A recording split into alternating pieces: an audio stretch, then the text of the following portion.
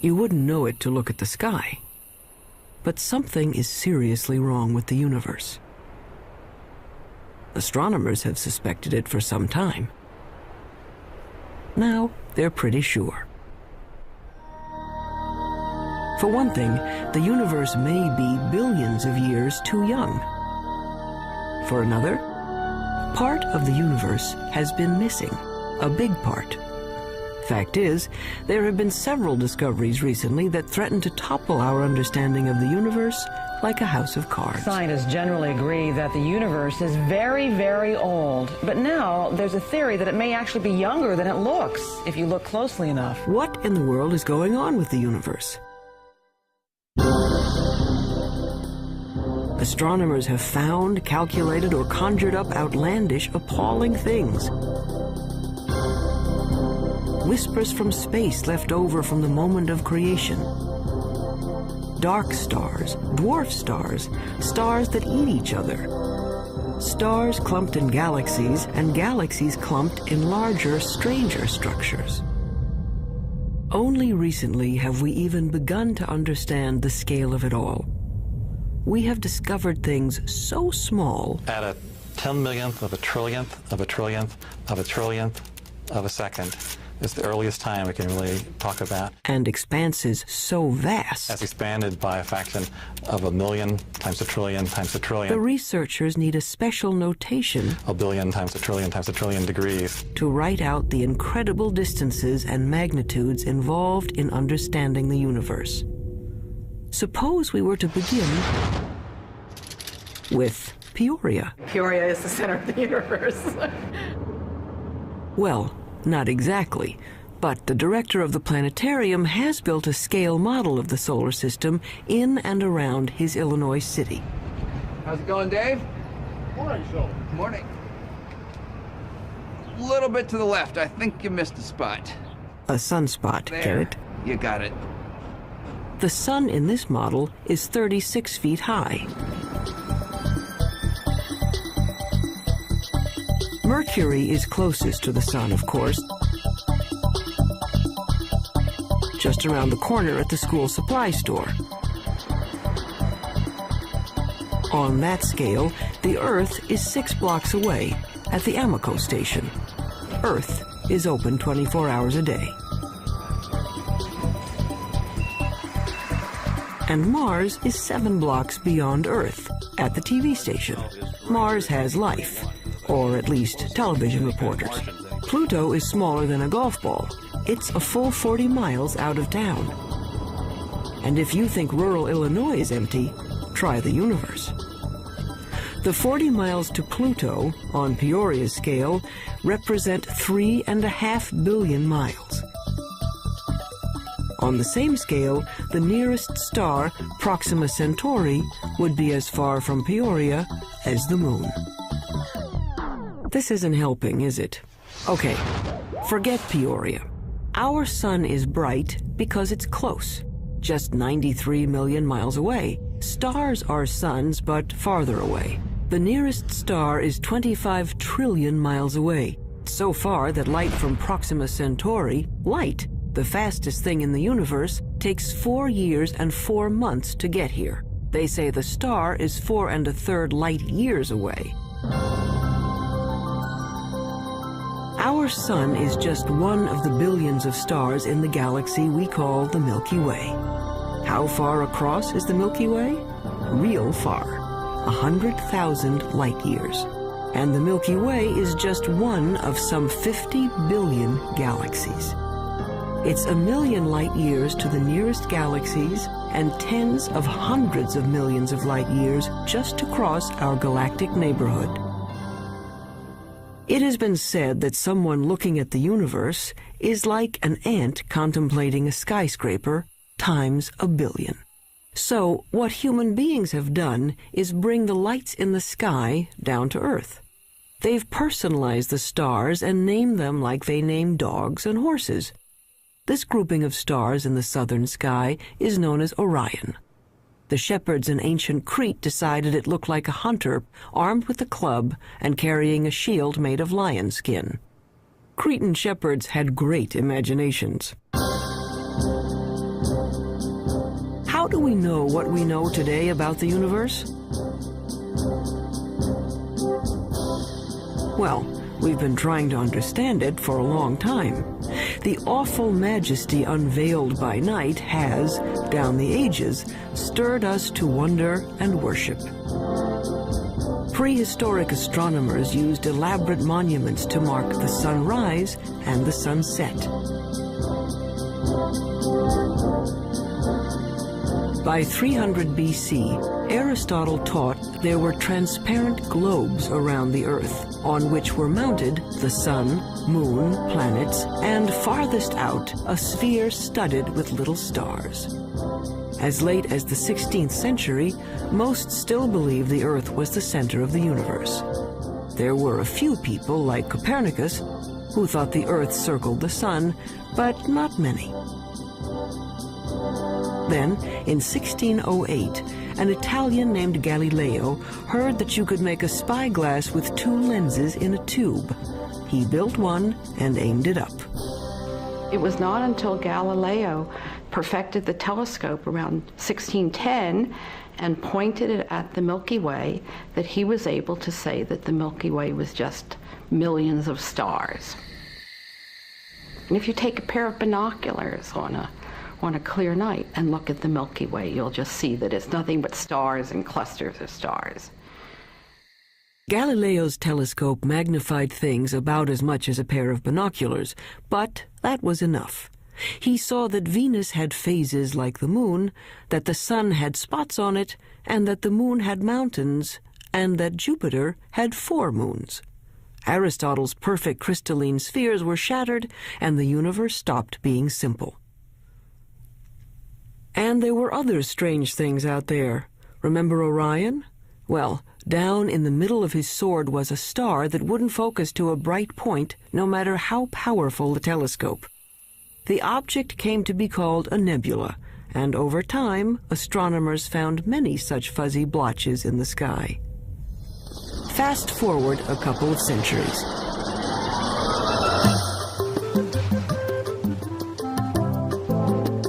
By 1924, the big astronomical telescopes had mirrors as well as lenses to concentrate the light. The one on Mount Wilson in Southern California had a collecting mirror 8 feet across. Images were captured on photographic plates in slow, careful time exposures. In the dark chill of the observatory dome, Edwin Hubble was studying a distinctive kind of star called a Cepheid variable. Astronomers use it as a distance marker because they know how bright nearby Cepheids are. They know that the dimmer the Cepheid, the farther away it is. Hubble was looking for Cepheids in his photographs when he realized he was seeing an entirely separate galaxy, Andromeda, 2 million light-years away. A lot of those fuzzy nebulas turned out to be galaxies like our own. And the light from those galaxies looked redder than anyone expected it to be. It's just like the pitch of a car engine. You know, as a car goes zooming by, you hear the engine kind of go. With light, when something's coming toward you, the spectrum gets shifted toward the blue.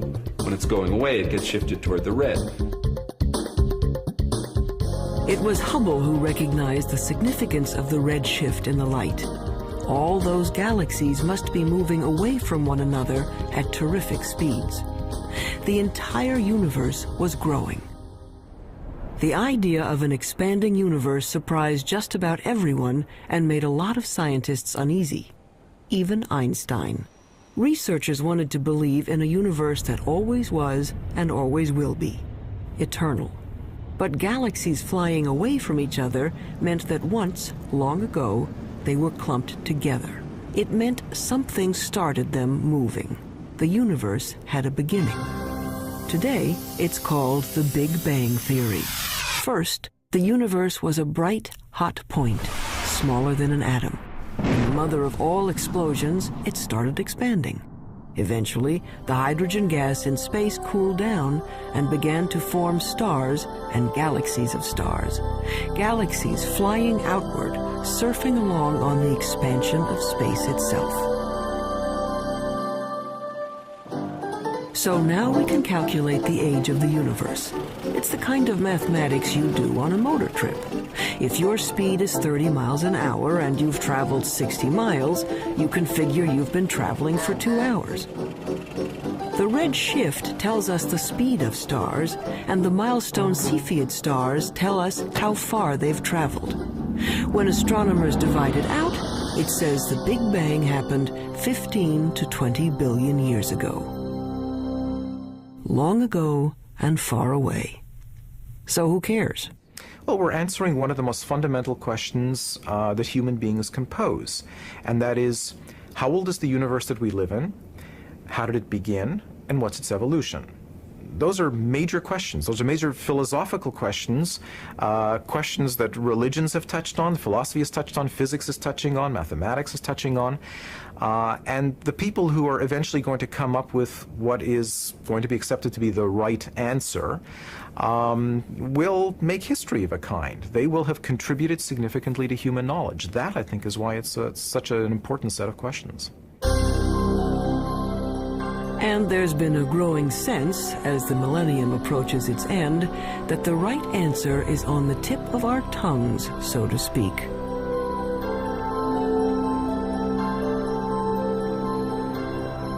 But not yet, not quite.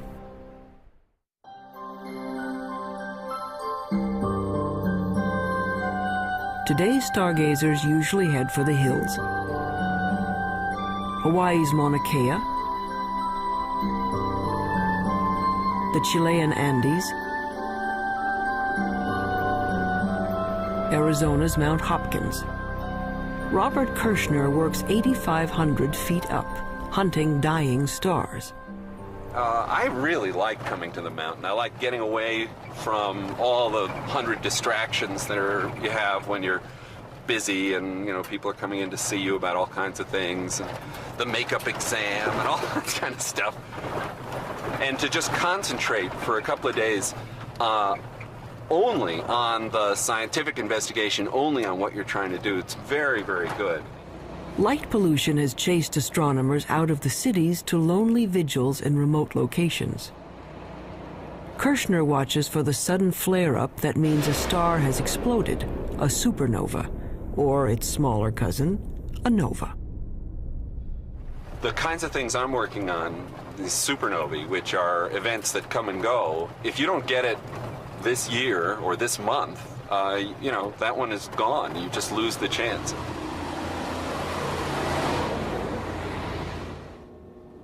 A supernova suddenly outshines its entire galaxy for a few weeks. If Kirshner and his colleagues can calibrate these cosmic flashbulbs, supernovas may prove even better mileposts than Cepheids. The game now for the supernovae, I think, is to find distant ones and to see if they really are the same as the nearby ones. Then we'll have a reliable tool to map out large-scale structure in the universe, and the supernovae, the Type 1 supernovae, look to me like a really good candidate for that. It's easy to find where supernovas have been. There are clouds of dust and gas in space marking places where stars have blown up. But supernovas are rare. A galaxy of 100 million stars might have one exploding star every 100 years. So Kirshner watches and waits. Well, the heroic age of observing has really passed. It used to be that you would be outside the whole night long, instead of sitting in a control room where a television brings the signal in and you're operating on a computer keyboard.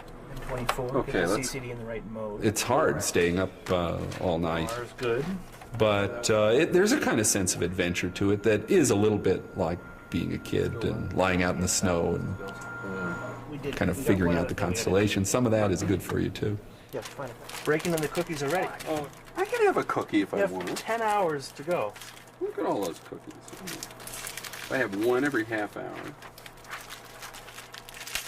I'll need the whole. In this era of digital cameras and electronic light amplifiers, men are still watching the skies and craftsmen are still grinding telescope mirrors. Like this 21-foot monster under construction at the University of Arizona. But one thing hasn't changed much in 400 years. astronomers are still battling their ancient enemy, the air. Starlight shimmers and twists as it passes through our atmosphere. The twinkling of the stars may be a delight to poets, but astronomers are trying to get rid of it. What we can do is shine a laser into the sky. We focus on some sodium atoms, which are at about 100 kilometers above the surface of the Earth. We can make those glow with the laser and create an artificial star, which is sort of directly in line with the very faint object we want to look at. And then if we measure the blurring of the artificial star and correct that, then the faint object we really want to look at is corrected as well. And we have liftoff of the Space Shuttle Endeavour. But until that technique is perfected, astronomers have another way to take the twinkle out of the stars. All they have to do is put the telescope above that pesky atmosphere, in orbit. In 1990, NASA launched a space telescope and named it for Edwin Hubble. Unfortunately, its mirror was made wrong and its first pictures were blurred. Astronauts had to go up and fix it. Let's go fix this thing. We copy. Move it out of the sun a little bit. We had a good aliveness test. Outstanding. Houston, Endeavour has a firm handshake with Mr. Hubble's telescope. Please copy that, Covey, and there are miles galore down here. It could be real exciting for the astronomical community, I guess, and for the whole world to see what Hubble really can do with a good set of eyeballs. The out-of-focus pictures gave way to spectacular shots of interstellar dust clouds and the great galaxies of stars. In just one bit of the sky, a tiny patch that could be blocked by a grain of sand held at arm's length, astronomers found 2,000 galaxies. They were seeing better than they ever could before. So one way of looking at it is if there was a firefly in Tokyo, and here we are in Washington looking at it, we could tell if there was another firefly 10 feet away, we'd actually be able to distinguish them. In 1994, at the Space Telescope Science Institute in Baltimore, astronomer Wendy Friedman was using the newfound clarity of the Hubble to observe the heavens and stumbled into the cosmological controversy of the decade. Yeah, I just wanted to ask you not to break out any observations until I give you a clear. So when were these images taken? She and her team, like Edwin Hubble before them, were looking at those milestone stars. And the cosmic rays aren't nearly as apparent. For our work, we need a telescope out in space because what we're after is a certain kind of star. It's called a Cepheid. And we have to be able to detect that kind of star against the background of a galaxy. And the Earth's atmosphere smears and blurs our view, and we can't detect those stars. Friedman got the best readings yet on Cepheids in a neighboring galaxy, and a measurement of its distance. Using the redshift speedometer, she calculated a new age for the universe. Our preliminary measurements indicate that the age of the universe is somewhere in the range from 8 to 12 billion years. And that immediately brings about a conflict with other ages that have been measured. That's a problem. Her universe is younger than some stars, and the age dating of stars is very accurate. Scientists can read a star's chemical changes like a clock. When we look at a cluster of stars, hundreds or thousands, it doesn't really matter. What we have to do is go in and measure the brightness of the brightest star that's left in the cluster, that's still burning hydrogen in its core. And that star is the minute hand on the clock, because that's the star that is closest to burning out its hydrogen, closest to ending its life, and that's a direct measure of the age of the cluster. But unfortunately, the star clock has been running 6 billion years longer than Friedman's universe. But we're looking at globular star clusters, 100,000 to 1 million stars, and they're being age dated by several very reputable groups of physicists, astronomers, and they're all coming up with ages 17, 18, 19 billion years. That's a problem. We're very close to having a kind of contradiction between the ages of the stars and the age of the universe. This would be quite embarrassing, because you really shouldn't be older than your mother. Clearly, if the universe is 10 or 12 billion years old, then there can't be stars in the universe that are 15 or 17 billion years old. That's not logical, at least if the entire Big Bang theory is right or even close to being right. Wendy Friedman is well aware of the dilemma. She knows that, like many other puzzles about the universe, this one will probably be around for a while. I mean, anytime you get a new tool, you get data that are of better quality than were possible to obtain in the past. Yeah. You learn new things, and yes, sometimes leads to confusion because there aren't answers for all of the questions that are being raised. But it's a healthy aspect of science and how science proceeds.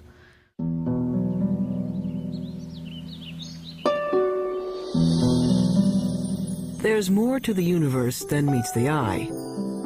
We can see only a small part of what's going on out there. What we call visible light, the rainbow from red to violet, is a small slice of a larger spectrum. But there are other ways of seeing. With the right technology, you can look at the world in everything from X-rays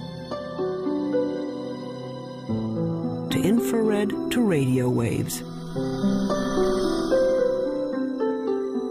In the last few decades, the new tools have brought a previously hidden universe into view.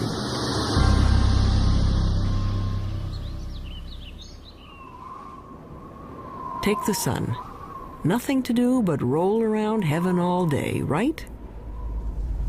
But by using the X-ray part of the spectrum, astronomers can see the sun is a very busy place. Pictures made by X-ray detectors show there's a cauldron of nuclear reactions boiling beneath its surface. Using film sensitive to ultraviolet, we can see great plumes of superheated gases rising from the sun's surface. Our well-behaved, friendly neighborhood star is a continuing, self-contained thermonuclear explosion. It's in high-energy astronomy where you really see that the universe is a violent place. It's not just made up of these good citizen stars that sit quietly fusing their hydrogen into helium. NASA is looking at the lower end of the spectrum, infrared light. Infrared is absorbed by moisture in the Earth's atmosphere. So infrared telescopes are mounted on planes to lift them above the clouds.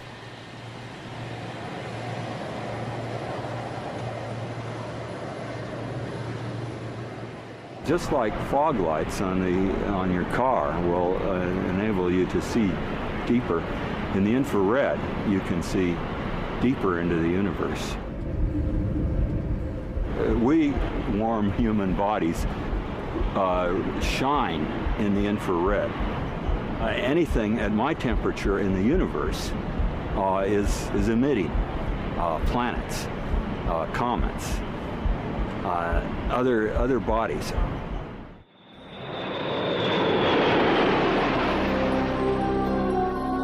The star-forming regions of the universe are often hidden from view by dust clouds,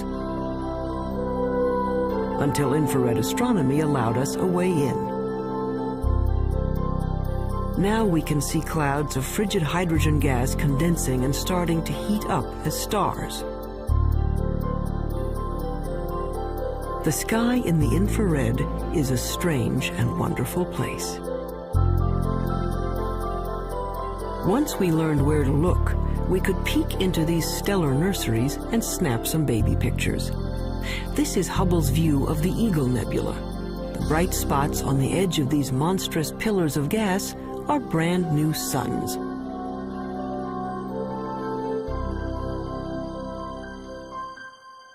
But as spectacular as the pictures are, scientists owe much of their understanding of the universe to radio static, a whisper from the sky.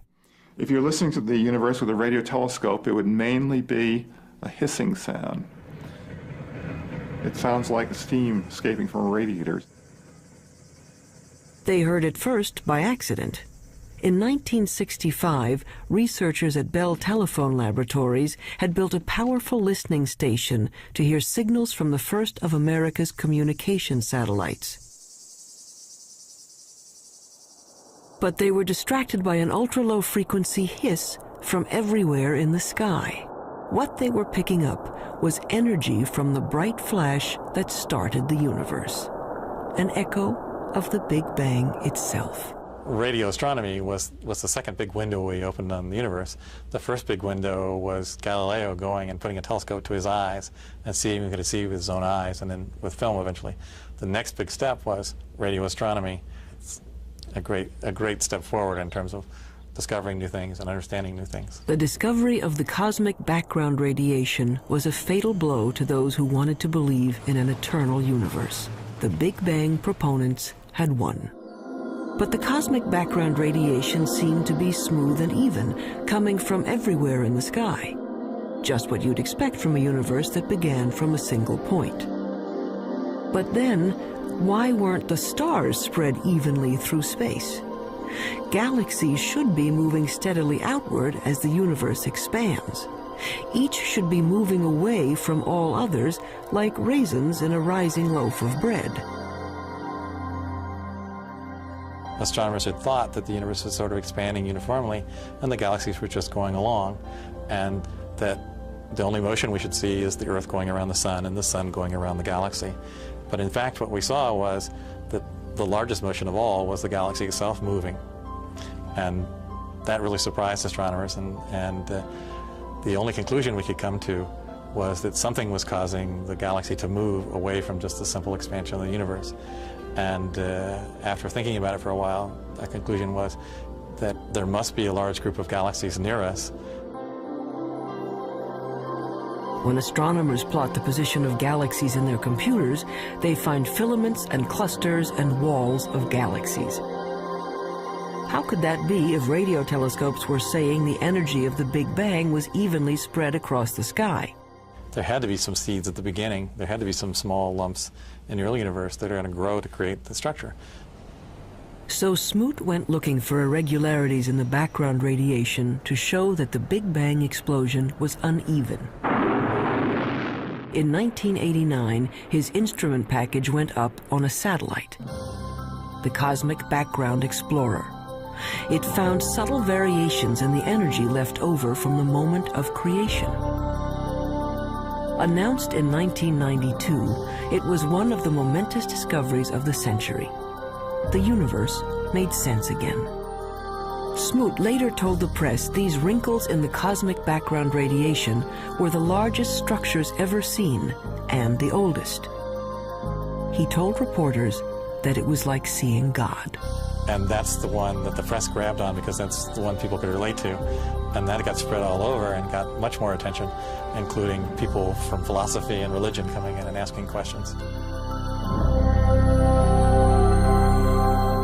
But if researchers could finally explain why there are stars and galaxies and collections of galaxies, that didn't solve their other major problem. It's a little like the old childhood rhyme. The other day upon the stair, I met a man who wasn't there. He wasn't there again today. Oh, how I wish he'd stay away. The problem is that we know that at least 90% of the universe is something we don't know what it is.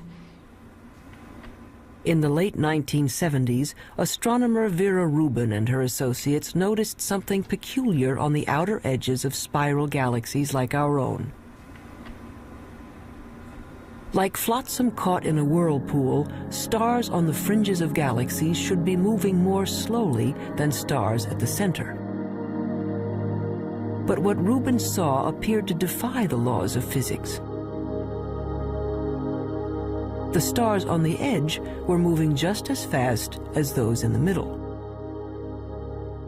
We live, sort of 2/3 of the way, we being the Earth, about 2/3 of the way out from the center of our galaxy, and we're orbiting at 500,000 miles an hour.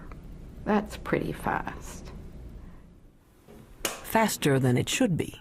Such velocities could only be caused by an enormous gravitational pull, which requires more matter than anyone had detected out there. A lot more. It was a shock to learn that when we were studying the universe, we really weren't studying the universe. We were studying just the 5 or 10% of it that was luminous. So it's like, I don't know, trying to study the Earth and just looking at Pennsylvania.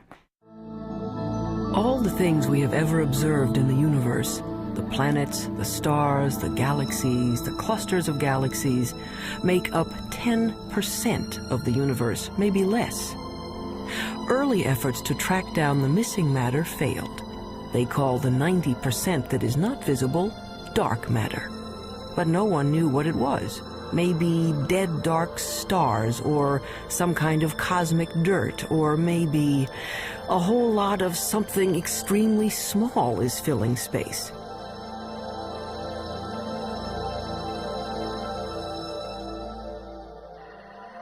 Subatomic particles called neutrinos might make up part of the missing mass, but not enough.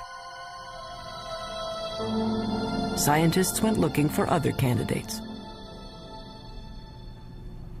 Daniel Snowden Ift theorizes that dark matter may be made of something physicists have taken to calling WIMPs, short for weakly interacting massive particles. These would be things smaller than atoms, if they exist at all. The only way to detect them would be to look for their footprints. It's kind of like a ghost particle. It passes through matter without ever interacting with it, or I should say hardly ever interacting with it. Every once in a while, a WIMP will come in and bump an atom out of wherever it's sitting, and that's the only indication that we would have that WIMPs exist. He's looking for elusive tracks that might have been left in billion-year-old mica rocks. Mineral mica has one of the most regular atomic structures of all, so if a WIMP had passed through it, it might have knocked some atoms out of alignment. What we're looking for is the WIMP to come in, bump one of the atoms in the mica, and that recoiling atom then produces a chemical change within the mica.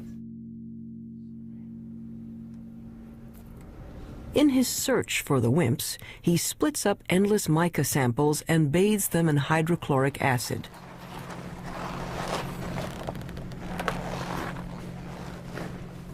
It's a little bit like developing a photograph. The etched mica goes under a super microscope, which magnifies it 50 million times. Mica may be the perfect place for clues to the missing mass.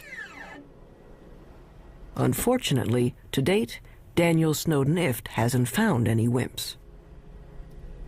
Researchers stunned a 1996 meeting of astronomers when they announced they had found the dark matter, or at least some of it. They had picked up ripples in starlight caused by dwarf stars too dim to be seen directly. A halo of these objects surrounding galaxies would account for the missing part of the universe.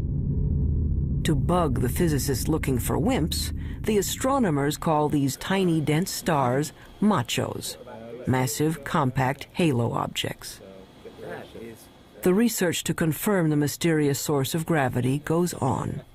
I would like to think that in 10 years we know what the dark matter is, but I wouldn't bet very much money on it. But advances usually come in very surprising ways.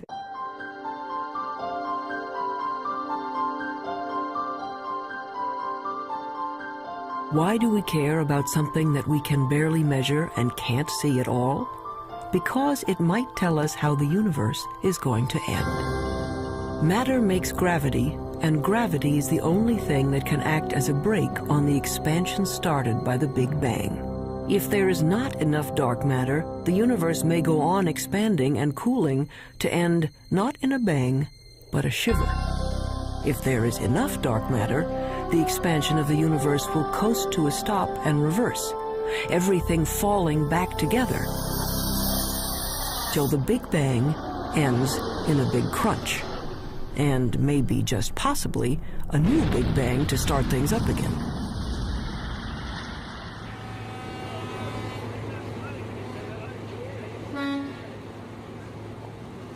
Albert Einstein, among other things, revolutionized the way we think about good old gravity. Astronomers generally only talk about one force, and that's gravity. And the reason for it is almost everything that's important on the large scale, that is on the scale of planets and stars or the universe as a whole, is gravity. From Einstein, we know that the gravity that pulled Newton's apple down from the tree isn't a kind of magnetism. Gravity is a property of matter and space. Matter bends space. The more mass, the more space around the mass is warped. That's why the moon goes around the Earth. It's trapped in a dimple in space, a gravity pit created by the mass of the Earth. When enough matter collects, gravity is strong enough to squish hydrogen atoms into helium atoms. This fusion releases enough energy to turn on a star. But gravity is also a star killer. Stars are born, age, evolve, and eventually die, just like people. They have a regular life cycle. During the entire life of any star, there is this delicate balancing act, because gravity is always at work trying to crunch the star down into a small point, and the high internal pressures are trying to blow the star up and blow it apart. And for about 90% of the life of the star is in nearly perfect equilibrium. And it just sits there, burning away and producing radiation. But when the fuel is gone and the fires go out, gravity is free to collapse the star. A medium-sized star like our Sun will burn steadily for 10 billion years. Then, in a kind of cosmic spasm, it will puff up to engulf the inner planets before collapsing into one of those white dwarf stars. A star twice the mass of our Sun would collapse even farther, ending up as a super-dense star the size of New York City, a neutron star. A teaspoonful of stuff from a neutron star would weigh 100 million tons. But what happens to a bigger star when its fires die down? Say a star 50 times the size of the Sun. It may blow up as a supernova, leaving a neutron star, but then it keeps on shrinking to infinity. An infinitely small point with a gravity so powerful that not even light can escape. There's no there. It's a black hole. And the analogy that we have to space being stretched by the material is you have a rubber sheet and you put a ball on it and it causes a dent. Put a heavier ball, it'll cause a deeper dent. If you put a heavy enough ball, it'll just tear through the rubber sheet altogether. If you force too much matter into a limited amount of space, it'll just tear space like tearing the rubber sheet. You can be forgiven for thinking a black hole is some sort of weird science trick. An infinitely small, invisible star defies common sense. It's what happens when you use mathematics as your lens on the universe. But out here on the high desert of New Mexico, they've found that black holes do exist outside of equations. 27 giant radio dish antennas, each 80 feet wide, are positioned over 13 miles to form a single huge radio telescope. They call this very large array of antennas the VLA, which stands for the Very Large Array of Antennas. James Moran is one of the world's foremost radio astronomers. The VLA has had a tremendous impact over the last 15 years. It's very important because it has tremendous versatility. This technique of radio interferometers was developed after World War II, but this is the first really big array. Dust obscures light rays, but this instrument can penetrate that dust because radio waves go right through the dust, and we can see down to the core of things that can't be seen in optical astronomy, for example. It turns out that a black hole can create radio signals as it sucks in matter. The signals can show up as a beam of microwaves, a microwave laser, or maser. Why you would find a maser in a black hole is a complete mystery. I don't think anybody would ever have predicted this. What we have found is that there's actually a very light molecular cloud in a disc shape. My friends refer to it as the maser frisbee. We didn't go looking there hoping to find something coming out of very compact region around the black hole. It just plopped onto our computer printouts. A black hole can attract dust and gas in its neighborhood into a whirling disk of molecules. Those molecules release great bursts of radio energy as they are drawn in. There seem to be black holes made not from single stars, but from whole clusters of stars. They have a mass 100 million times that of our sun. But these monsters are still infinitely small points, capable of gobbling up other stars. But where does the stuff that falls into a black hole go? Does it just fall out of the universe? Possibly. Or it may pop up somewhere else in space. If you'll excuse an indelicate metaphor, there may be white holes regurgitating matter eaten by black holes in another part of the universe, a wormhole in the fabric of space and time, allowing you to go from one location to another without crossing the space in between. Or it might go to another universe entirely. Astronomy's reigning theoretical genius, Stephen Hawking, proposed that the black holes in our universe might well give birth to other universes. In fact, there might be any number of universes, like bubbles in the bath. We don't know, and probably can't know. If you fell into a black hole, you'd be stretched until you were thinner than a strand of spaghetti, which wouldn't bother you because time would stop. The rules of the universe as we know them don't seem to apply to black holes. That's what happens when you start messing around with infinities.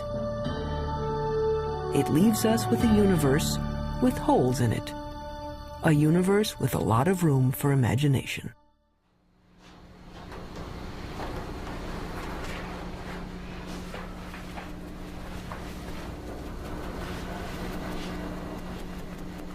On the sound stages of Paramount Pictures, a spin-off of one of the most durable shows in television history,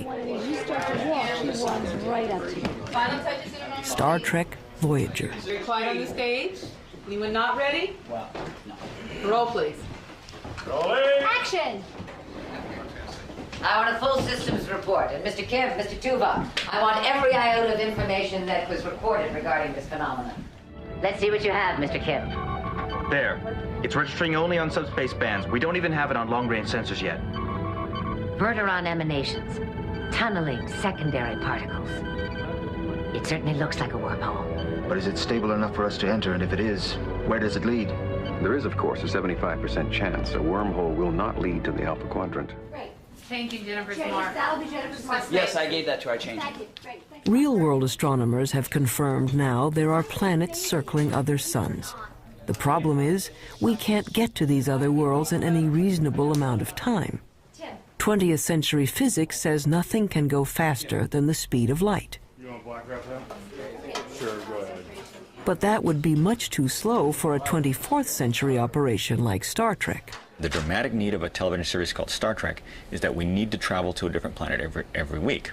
So Gene Roddenberry said, well, okay, we're going to have something that he called warp drive, which somehow warped space and let us travel through subspace. How does this work? We don't know. But nevertheless, we see it work every week, and hopefully the audience buys it. A lot of scientists love this show and have even written books showing how Star Trek physics might work. Take anyone? Felix, what happened to you? It's After all, it wouldn't be science fiction if it didn't have science in it. Star Trek science advisor Michael Okuda. Our core fan audience is tremendously scientifically knowledgeable, and when we violate the laws of physics or the laws of physics according to Star Trek, they let us know, so they keep us honest.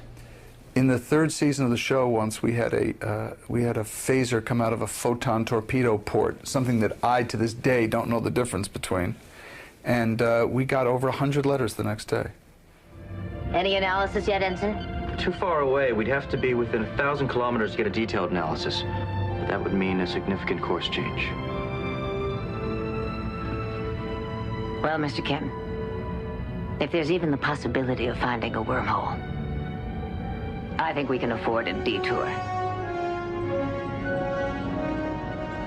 Scientists take wormholes seriously enough that they have become an assignment in George Smoot's physics class. Given a wormhole a couple of miles across, students are asked to calculate what could pass through without being destroyed by gravitational tides. The smallest piece of electronic that wouldn't be torn apart in terms of going through this. And the answer was, it's something that's smaller than a chip, but it's roughly the size of a chip. And so, you know, in science fiction shows, they just show small wormholes that you go into, but in reality, the wormhole would have to be quite huge. But theoretically, at least, you could go someplace else in space or time. As far as physics goes, a wormhole is a loophole in the laws of the universe.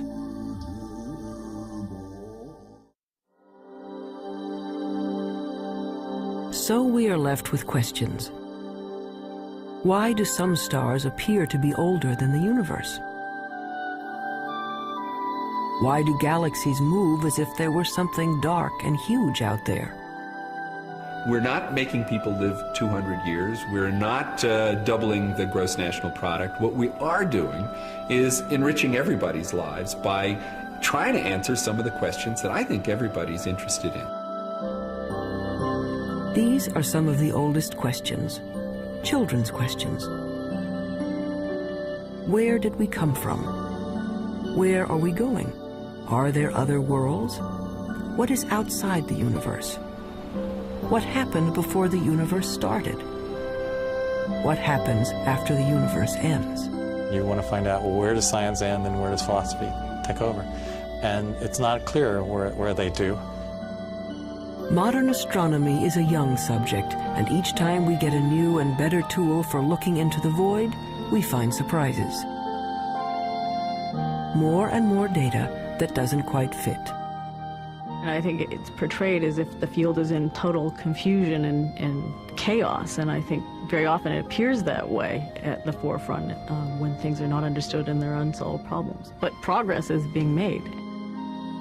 The fact that we're able to take these subtle clues, that things you can barely measure with the biggest, most sophisticated instruments, and figure out that they are telling you about what the universe was like 15 billion years ago, I think that's a terrific thing. Why does the universe exist? Given the fact that it does exist, the fact that it is as exquisitely beautiful, as exquisitely tuned as it is, that it works as astonishingly well as it does, and that we, very tiny creatures on a rather remote planet, not in any special place in the universe, have been able to evolve in this universe and sense the universe, the entire universe around us, that we can sense that there are things out to 15 billion light years away from us. That to me is just a mind-boggling concept. We are the only star in the universe that we know about that has life, so perhaps that makes one feel a little more unique and life a little more precious thing, knowing that it doesn't seem to be that common. We are part of the universe. The material that we know, the matter we're made of, started out as atoms produced by exploding stars. I like very much the fact that every atom in our bodies has come from some star. If there were no stars, the universe would be all hydrogen and none of what we know would exist. And that's why it's not an exaggeration to say that human beings are stardust, because the iron in our blood and our hemoglobin and the calcium in our bones and all the other heavy elements in our body were created in supernova explosions. So in our quest to understand the universe, we come back to ourselves. If we are made from the elements of stars, aren't we then, in a way, the universe trying to understand itself? It's not quite what the ancients were talking about, but maybe we're in the center of the universe after all.